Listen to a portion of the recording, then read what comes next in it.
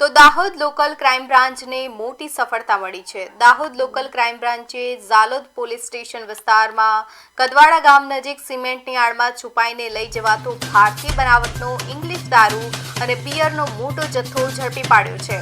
બાતમીના આધારે પોલીસે ટાટા ટ્રકને રોકીને તપાસ કરતા ટ્રકમાં ચોરખાનું બનાવી સિમેન્ટની થેલીઓની આડમાં દારૂનો જથ્થો ભરેલો મળી આવ્યો હતો. પોલીસે કુલ 499 પેટી દારૂ અને બિયરની બોટલો કબજે કરી હતી, જેની કિંમત ₹19.38 લાખથી વધુનું હોવાનું સામે આવ્યું છે. ટ્રક, મોબાઈલ ફોન અને અન્ય મુદ્દામાલ સહિત કુલ ₹39.91 લાખનો મુદ્દામાલ જપ્ત કરવામાં આવ્યો છે. આ મામલે વિધિ ચૌધરી અને રવિરાજસિંહ જાડેજાના માર્ગદર્શન હેઠળ કાર્યવાહી હાથ ધરવામાં આવી છે.